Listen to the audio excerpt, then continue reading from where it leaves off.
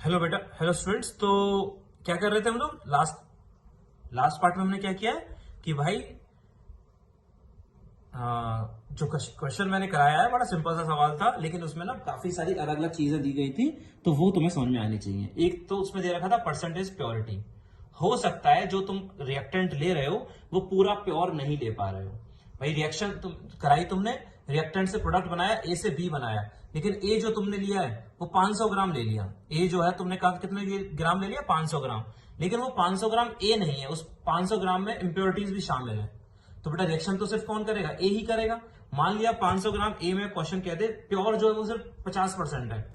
Sample लिया तुमने 500 ग्राम ए का जिसमें इंप्योरिटीज भी शामिल है, लेकिन उसमें सिर्फ ए कितना परसेंटेज है? 50% प्योर ही है। तो मतलब जो ए हमारे पास है उसमें कितने ग्राम है? 250 ग्राम होगा, क्योंकि 500 ग्राम टोटल था वो, उसमें इंप्योरिटीज थी 50%। तो 500 ग्राम का 50% करोगे तो सिर्फ 250 ग्राम ही आएगा। इसका मतलब ए जो है हमारे पास वो 250 ग्राम ही है। तो वही आगे रिएक्शन को लेके जाएगा, वही आगे रिएक्शन को लेके जाएगा। सिंपल, वही रिएक्शन को आगे लेके जा रहा होगा। ठीक है बेटा, दिक्कत कोई नहीं है। ठीक, तो बस वो कराओ, फिर प्योरिटी से वो भी निकाल लिया, फिर हमने प्रोडक्ट बना दिया, लेकिन प्रोडक्ट में यील्ड भी दे रखी थी तो यील्ड कर दिया। मोल्स निकाले, एक मोल का वॉल्यूम 22.4 लीटर होता है एनटीपी पर, तो इतने मोल्स का वॉल्यूम कितना हो जाएगा? इतने लीटर हो जाएगा। क्लियर है? आगे बढ़े, नेक्स्ट क्वेश्चन पर आते हैं। हाँ जी बेटा, अगला सवाल। अगला सवाल क्या है बेटा? When 84 gram of N2 reacts with excess of hydrogen, 68 gram of ammonia is formed. जब 84 ग्राम N2 जो है नाइट्रोजन गैस जो है वो हाइड्रोजन गैस के साथ रिएक्ट करती है तो 68 ग्राम अमोनिया बनती है। तो हमें यील्ड परसेंटेज यील्ड बतानी है रिएक्शन की क्या होगी। ठीक है बेटा? बेटा तुम लोग एक बात और ध्यान रखना, तुम लेक्चर्स अभी सारे लोग अच्छे से देख नहीं रहे हो। मैं नंबर ऑफ व्यूज देखता हूँ यूट्यूब पर, तो नंबर ऑफ व्यूज बहुत ही कम है। मतलब हर स्टूडेंट जो है वो लेक्चर्स को देख नहीं रहा है। तो बेटा ध्यान रखना, ये जो लेक्चर्स बनाए जाते हैं बहुत मुश्किलों से बनाए जा रहे हैं। ठीक है? बहुत लोड लेना पड़ता है, बहुत पेन लेना पड़ता है, तब ये बनते हैं। पहले नोट्स बनाने पड़ते हैं, फिर तो उसको डिलीवर करना पड़ता है, फिर अपलोड करता हूँ, फिर शेयर करने पड़ते हैं, फिर तुम्हारा असाइनमेंट प्रिपेयर करना होता है, फिर वो दिया जाता है। ठीक है? तो इतना सब कुछ किया जाता है तुम्हारे लिए। तो तुम्हारा जो ड्यूटी है, तुम्हारी जो रेस्पॉन्सिबिलिटी है वो ये है कि प्लीज उन लेक्चर्स को देखो, क्योंकि ये सिर्फ और सिर्फ तुम्हारे बेटरमेंट के लिए ही है। ठीक है? ये जो बनाए जा रहे हैं वो सिर्फ तुम्हारे लिए ही बनाए जा रहे हैं, लेकिन अगर तुम ही सिंसियरली उन्हें नहीं देखोगे, सिंसियरली काम नहीं करोगे, तो फायदा ही क्या है इतना सारा वीडियोस बनाने का, इतने सारे लेक्चर्स डिलीवर करने का। तो जो अभी सीरियस नहीं हो पाया है, क्योंकि बेटा ये लॉकडाउन कब तक चलेगा कोई नहीं कह सकता, कि क्लासेस, नॉर्मल क्लासेस जो क्लासरूम क्लासेस होती हैं वो कब तक चलेंगी कोई नहीं बता पाएगा। इसीलिए हम सोचे अगर कि भाई चलो यहां से तो कोई,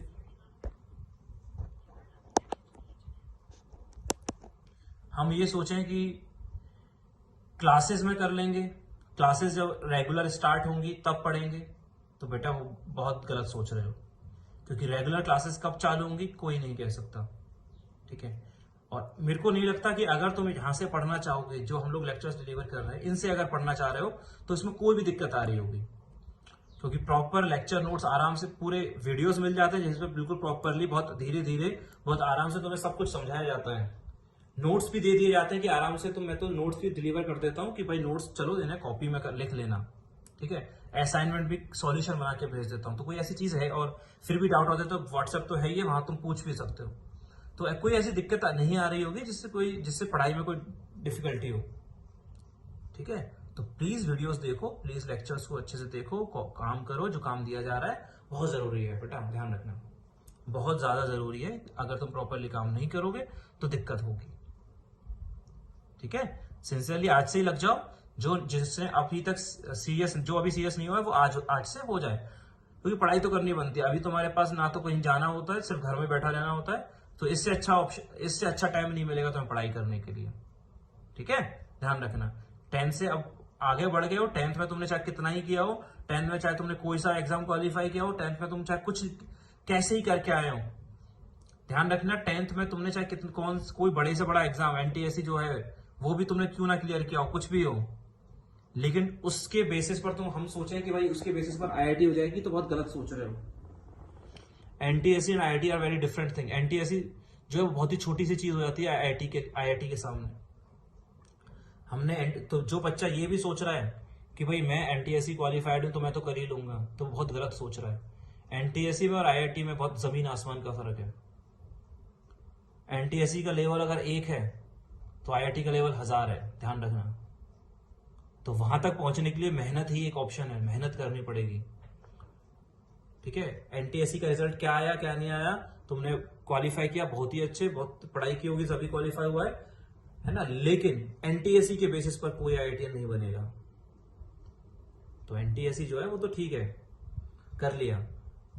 तुम्हें अगर एक अच्छा कॉलेज नहीं मिला, तुम एक अच्छा कॉलेज में नहीं गए, तो तुमसे कोई नहीं पूछने वाला कि तुम एनटीएससी क्वालिफाइड हो या नहीं हो। जब तुम आगे बड़े होगे तो तुमसे कोई नहीं पूछेगा कि तुमने एनटीएससी क्वालिफाई किया था या नहीं किया था, है ना।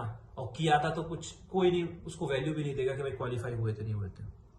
ध्यान रखना है इस बात को। हाँ, वहीं अगर तुम आईआईटीज में पहुंच गए तो उस तुम्हारी बहुत जो वैल्यू होगी, जो रेस्पेक्ट होगी, वो बहुत ज्यादा होगी। फिर कोई मैटर नहीं करेगा कि तुमने 10th में क्या किया था, फिर मैटर करेगा कि हाँ बच्चा आईआईटी में है। ध्यान रखना, ठीक है। तो अगर तुम सोचो कि पास्ट रिकॉर्ड्स के बेसिस पर तुम कर लोगे, वो बहुत गलत सोच रहा है। तो जिन्होंने एनटीएससी क्वालिफाइड कर लिया है वो बिल्कुल ये ना सोचें कि आईआईटी बड़ी आसान है, हो जाएगी। उसके लिए हाँ आसान है, लेकिन उसके लिए मेहनत करनी पड़ेगी, सिंसियर होना पड़ेगा, सीरियस होना पड़ेगा, काम रेगुलर करना पड़ेगा, डिसिप्लिन होना पड़ेगा। ठीक है, सिंसियर ऑनेस्ट सब कुछ होना पड़ेगा, तब कर पाओगे। ध्यान रखना। और जिनका कुछ क्वालिफाई नहीं भी हुआ है तो वो ये ना सोचे कि यार ये एग्जाम तो हुआ नहीं, वो कैसे होगी। कोई ऐसा कुछ भी नहीं होता बेटा। पढ़ाई करोगे तो पढ़ाई ही इकलौता ऑप्शन है, मेहनत ही इकलौता ऑप्शन है जो तुम्हें कहां से कहां ले जा सकती है। मेहनत के बेसिस पर अगर आज से ही तुम सीरियस हो जाओगे, काम करोगे, तो तुम बहुत कुछ कर सकते हो, है ना। एक कहावत होती है इंग्लिश में, hard work beats talent when talent does not work hard. Hard work जो है टैलेंट को बीट कर सकता है अगर टैलेंट अच्छे से हार्ड वर्क नहीं कर पाता है। तो हार्ड वर्क के अलावा कोई दूसरा शॉर्टकट है ही नहीं बेटा। चाहे हमारे पास हमें कितना ही आता हो, कितना ही नहीं आता हो, हमारा आईक्यू कितना ही कम हो, कितना ही ज्यादा हो, हार्ड वर्क नहीं करोगे तो कुछ नहीं कर पाओगे। Hard work is the only option, ठीक है, to get something in life. तो कुछ पाने के लिए हार्ड वर्क करना ही पड़ेगा, तभी आगे बढ़ पाओगे। तो प्लीज सारे लोग वीडियोस देखें। कोई भी दिक्कत आती है हर समय मैं जवाब दे ही देता हूं व्हाट्सएप पर, ठीक है। तो प्लीज पढ़ाई करना स्टार्ट कर दो, सीरियस हो जाओ। पेपर भी सारे लोगों ने नहीं दिया था, एग्जाम हमने संडे को बड़ी मेहनत से बनाया था, लिया था बस, है ना।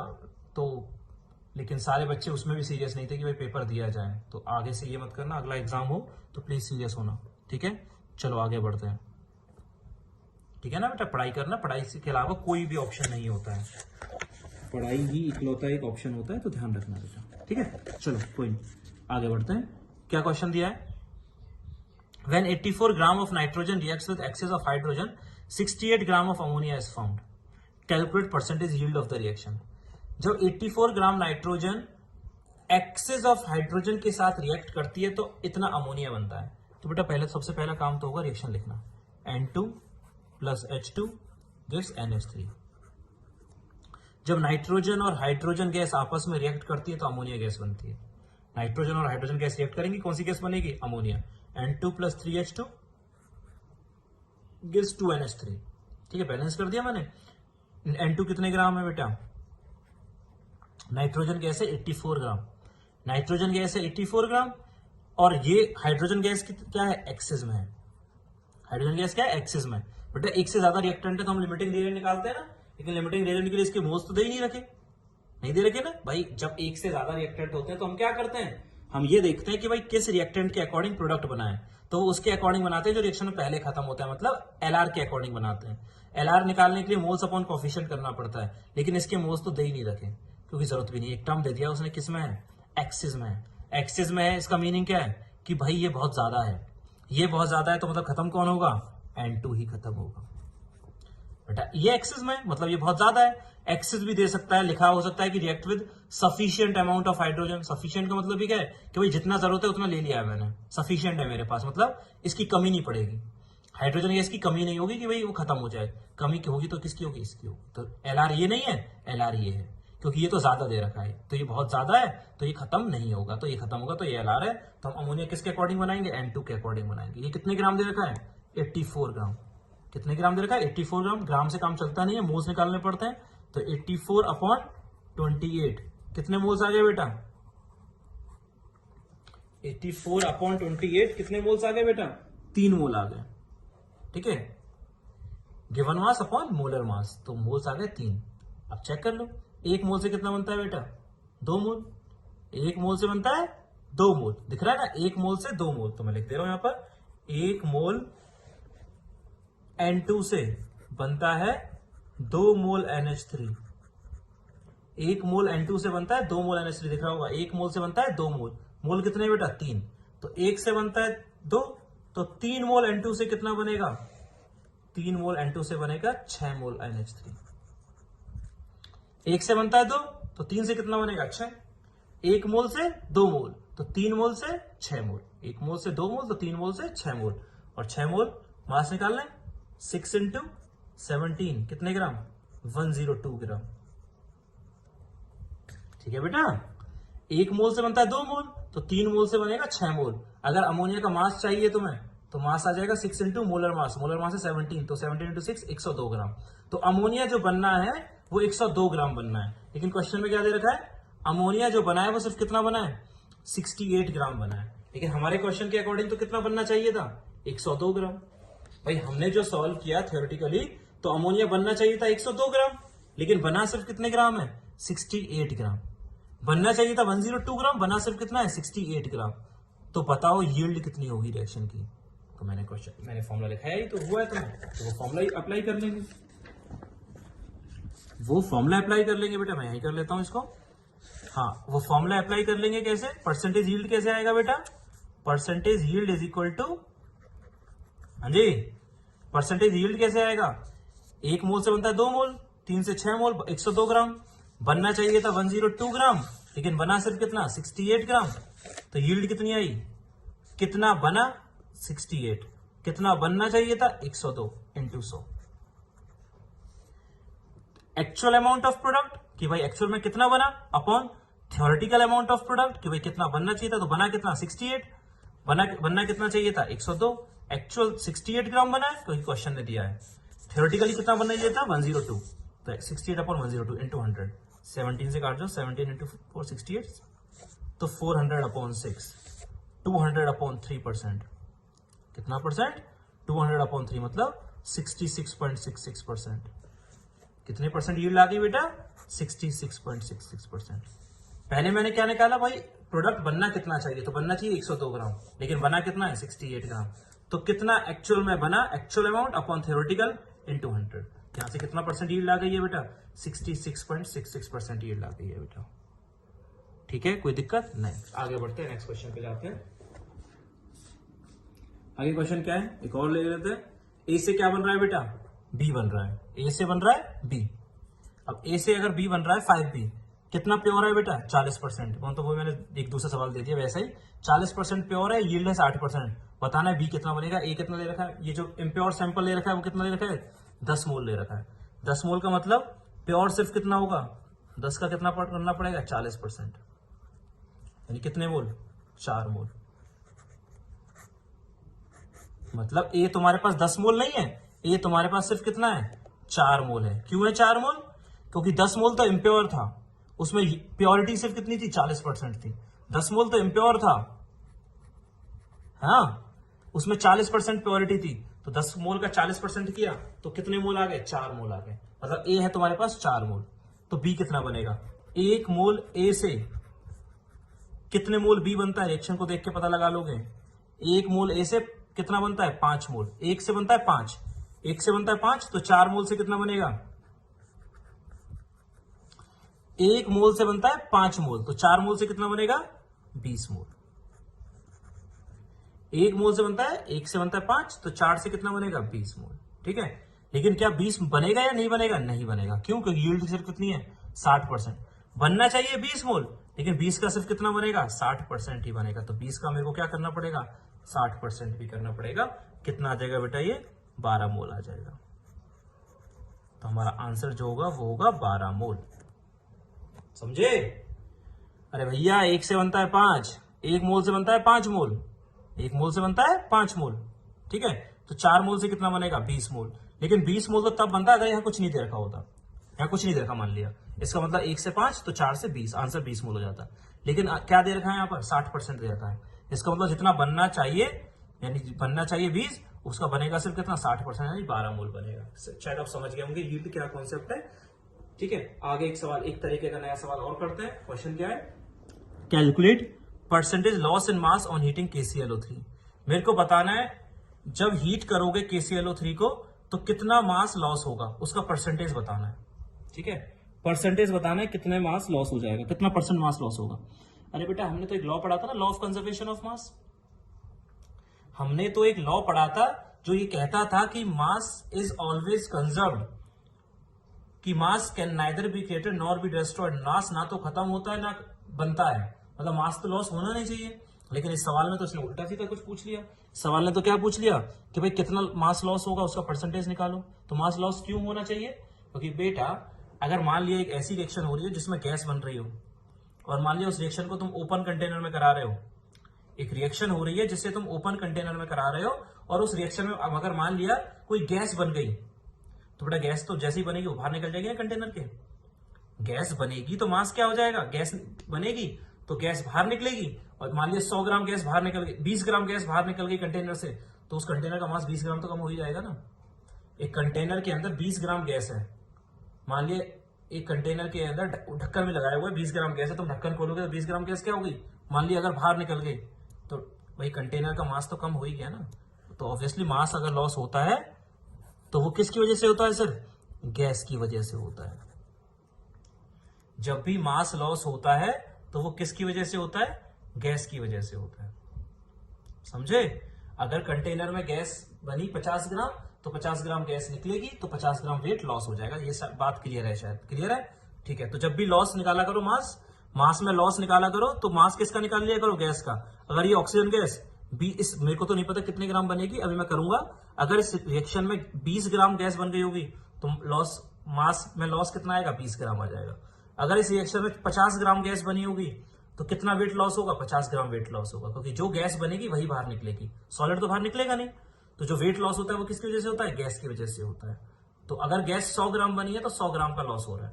ठीक है, क्योंकि वो गैस बनी और बाहर निकल गई 100 ग्राम। ठीक, चलो परसेंटेज निकालना है, ठीक है निकाल लेंगे। एक सबसे पहले हम रिएक्शन को क्या करेंगे, सबसे पहले इस रिएक्शन को बैलेंस करेंगे। कैसे करेंगे बेटा, यहाँ 3 लगा देता हूँ, यहाँ 2 लगा देता हूँ, और यहाँ 2 लगा देता हूँ, हो गई बैलेंस। यहाँ 2 लगा दिया, यहाँ 2 लगा दिया, 2 × 3 6, 2 × 3 × 2 6 हो जाएगा। ठीक है, अच्छा वेट लॉस बताना है बेटा। अब तुम्हें दे रखा है कि शुरुआत में KClO3 तुमने कितना लिया, नहीं दे रखा ना। ठीक है, नहीं दे रखा तो मैं मान लेता हूँ 100 ग्राम, आसान रहेगा, क्योंकि परसेंटेज मतलब क्या होता है, पर 100 कि 100 के रेस्पेक्ट में। मान ली तुमसे कोई कहे तुम्हारे 20% मार्क्स आए, तो 20% मार्क्स का मतलब क्या है भाई, तुमसे कोई कहे कि भाई तुम्हारे 20% मार्क्स आए, इसका मतलब क्या है कि अगर 100 नंबर का एग्जाम दो तो तुम्हारे सिर्फ 20 नंबर आए। ठीक है, कोई तुमसे कहे भाई किसी बच्चे के 90% मार्क्स आए, इसका मतलब क्या है कि 100 नंबर के पेपर में उसके मार्क्स कितने आए, 90 मार्क्स आए। तो इसलिए मैंने स्टार्टिंग में कितने ग्राम मान लिया, 100 ग्राम मान लिया। कुछ भी मान सकते हैं, आंसर तो एक ही बात आएगी। ठीक है, तो मान लिया तुमने 100 ग्राम, 100 ना मानो एक्स भी मान सकते हो, तुम्हारी मर्जी। मैं आसान क्वेश्चन को करने के लिए 100 ग्राम ले लेता हूँ। ठीक, क्या डायरेक्टली मैं इसका मास निकाल सकता हूँ O2 का, नहीं, पहले क्या निकालने पड़ेंगे इसके moles, 100 upon molar mass of KClO3। भाई पोटेशियम का होता है 39, पोटेशियम का होता है 39 प्लस क्लोरीन का होता है 35.5 प्लस 48, 9 5 14, 14 और 8 22, 5 और 3 8, 8 और 4 22, 122.5 ग्राम। जो मोलर मास आएगा वो कितना आएगा इसका, 100 upon 122.5 gram. Given mass upon molar mass, mass मान लिया तुमने 100 ग्राम, तो मोल्स कितने आ गए, 100 अपॉन 122.5 मोल्स आ गए। ठीक है, तुम्हें क्या बताना था, लॉस बताना था कितना होगा। मैंने क्या बताया था, लॉस किसकी वजह से होता है, गैस की वजह से। अगर गैस 20 ग्राम बनी होगी तो 20 ग्राम लॉस हुआ होगा। तो सिर्फ और सिर्फ काम होता है गैस का मास निकालना। तो 2 मोल से कितनी बनती है गैस, 3 मोल, बाकी दोनों सॉलिड है। तो 2 मोल KClO3 से बनती है 3 मोल O2, 2 मोल से बनती है 3 मोल O2। और मोल कितने KClO3 के, 100 अपॉन 122.5। समझ में आया, अरे भैया 2 मोल से बनता है 3 मोल, 2 मोल से बनता है 3 मोल, तो 100 अपॉन 122.5 मोल से कितना बनेगा, पहले डिवाइड 2 का फिर इसका मल्टीप्लाई। ठीक है बेटा, 2 मोल से बनता है 3 मोल, तो 100 अपॉन 122.5 से कितना बनेगा, पहले 2 का डिवाइड करा, इसका मल्टीप्लाई कर दिया। ठीक है, तो ये आ जाएगा 150 अपॉन 122.5 मोल्स। किसके मोल्स आ गए बेटा, ये O2 के मोल्स आ गए। O2 के मोल्स आ गए तो O2 का क्या आ जाएगा बेटा, मास आ जाएगा। कैसे आएगा, मोलर मास से मल्टीप्लाई करके। O2 का मोलर मास होता है 32 ग्राम। ठीक है, ये O2 के मोल्स थे, मॉलिक्यूलर मास से मल्टीप्लाई करा तो O2 का मास आ गया। ठीक है, ये O2 के क्या थे, मोल्स थे, और O2 के जितने भी मोल्स थे उनको 32 से क्या कर दिया मैंने, मल्टीप्लाई कर दिया। तो 32 से अगर मल्टीप्लाई करोगे, सारे लोग चेक करो कितना आएगा, 150 इंटू 32। हाँ बेटा,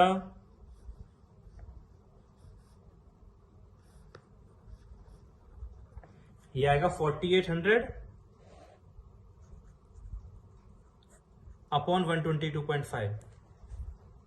32 इंटू 150 करोगे तो वो कितना आ जाएगा, 4800 आ जाएगा अपॉन 122.5। तो 122.5 मैं अप्रोक्सीमेट आंसर निकाल रहा हूं बेटा, 122 इंटू 4, 122 इंटू 4 दैट इज 488, 488 और ये 480, तो ये करीब 39 के अराउंड आएगा। ये जो आएगा अपना कितना अराउंड आएगा, 39 ग्राम के अराउंड आएगा। ठीक है, 38 के अराउंड आ जाएगा, ये चेक कर लेना। ठीक है, इसका मतलब मैंने अप्रोक्स आंसर निकाला है, तुम देख सकते हो 38, 37, 39, 38 इतना कुछ आ जाएगा, है ना। तो तुमने क्या लिया, तुमने जब KClO3 लिया था कितने ग्राम, 100 ग्राम, तो 100 ग्राम KClO3 से O2 कितना बना है, 39 ग्राम बना है। 100 ग्राम KClO3 से 39 ग्राम O2 बना है। तो अगर ऑक्सीजन गैस 39 ग्राम बनी है तो कितनी गैस बाहर निकल जाएगी, 39 ग्राम, तो लॉस कितना हो जाएगा, 39 ग्राम का लॉस हो जाएगा। और कितने ग्राम लिया था स्टार्टिंग में सैंपल, 100 ग्राम लिया था, तो इसका मतलब कितना परसेंटेज हुआ loss, therefore percentage loss is equal to 39%। समझ गए, इसीलिए मैंने स्टार्टिंग में कितने ग्राम लिया था बेटा, 100 ग्राम लिया था। क्यों, क्योंकि 100 ग्राम के रेस्पेक्ट में 39 ग्राम बना है।